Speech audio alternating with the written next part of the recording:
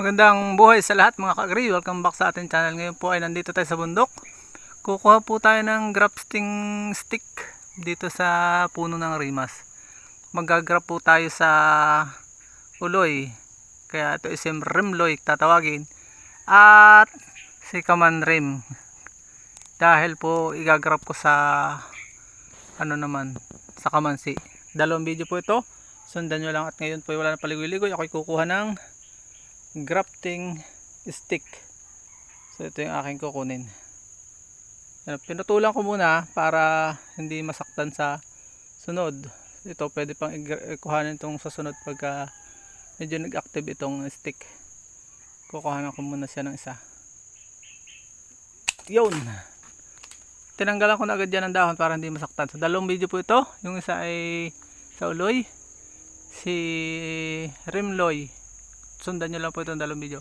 Tara na, let's go. Tara na sa bayat. Ako tayo magdudugtong na nito. Matapos po tayong mapanood nyo yung video na kamarem, ito naman po ating gagrap itong uloy at rimas. Rimloy naman ang tawag dito. Gamit pa rin ang budding knife at plastic na asukal at grafting tape at basahan. Tayo po ay magsisimula. Huwag na natin po siyang patagalin dahil hapon na. Ako ay kukuha pa ng same process. Kuha tayo ng mas malaki. Tagumpay tayo ngayon, mas malaki siya. Dito natin puputulin. At putulin muna natin itong isa. Maganda ito, may dahon harap sa akin. Kahit po anong variety, marangman yan o uloy, rimloy pa rin ang tatawag natin sa kanya. Rimas at uloy, rimloy. Ito ay meron nang nakagawa, yung isa wala pa, yung kamarem. Wala pa akong nakikita. May nakita na akong ganito, successful na. So tayo inakopya lang sa ating mga ka-agri. Ganun lang naman ang buhay, kopya-kopya. At siyempre, ang ating kinukuha na ng wisdom ay ang Panginoon. Naisipan natin ito na mag-trial din tayo. At tayo yung nagawa ng atin, so basta naman ginawa mo, iyon na yun. O bibili sana ako pero nung makita ko yun, ay saglit lang nabenta na agad. Mabilis siya. So magdidemand dito ng mataas na presyo kung meron ka nito. Marami pa naman akong sprout sa bahay sa bundok. Kaya pwede pa ako magawa ng mag-aakat ako ng mga ganari. Pwede po ako mag-graft ng marami-rami para po makapagbenta. At siguradong mahal po ito sapagkat walang nagaganito medyo lalim-lalimin natin ng konti. Yan ganyan lang kasimple. Tapos pili tayo ng magandang spot. Bakit ito yung mukhang pala ito V-shape po ang gamitin nating style. Lagi naman ganun, V-shape para matibay. Hindi na kayong sumubok pa ng ibang style. Talagang V-shape lang po ang applicable diyan sa ganyang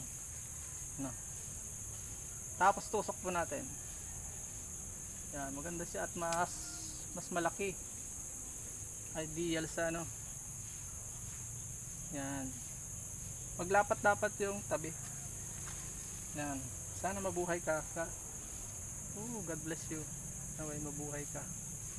Punasan muna natin para huwag mag-cause siya ng fungus.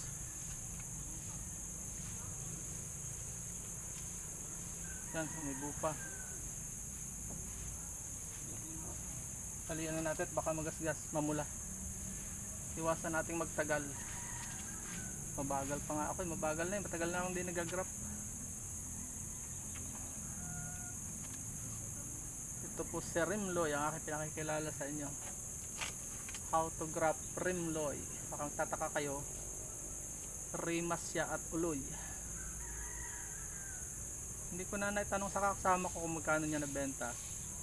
Pero pagka mga ganitong rare, mahal po talaga. Libo talaga. Binabayaran niyo po dito yung expertise, skills. Hopefully mabuhay ka. Yung isa nilagyan ko ng tali, ito hindi na. Subukan natin ng okay lang na ganyan. Dahil maigsi lang, medyo mahirap. Yan. Close na natin sa gitna. Sa gitna kayo magko-close. Close it at the middle. Sama na no. Kalagitna ay nag-close. Walang hiwala. Yan. Yan. So yan na.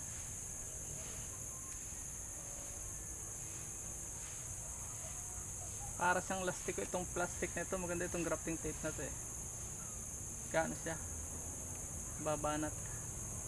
So, lagyan agad natin ng pag mo na pabubukasin, lagyan mo na agad na itong sukat. Ito dapat sukat. Yun, sukat. Ito, pagka nag-open to, buhay to. 1 week lang, 2 weeks, kita mo na kung buhay. Masusunod natin trial, lalagyan natin ng ganitong plastic pa. Yan. Plastic siya ng asukal. So, yan o. So, para nga lang po pakalala sa inyo, yung mga hindi pa nakakalam ng ganitong technique, pwede po yan. Rimas at Uloy, Rimloy. Yan, sama lang natin yung pangalan, kaya gano'n.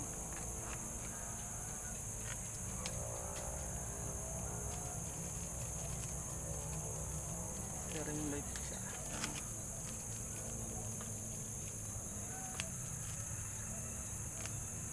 Yan. Hey!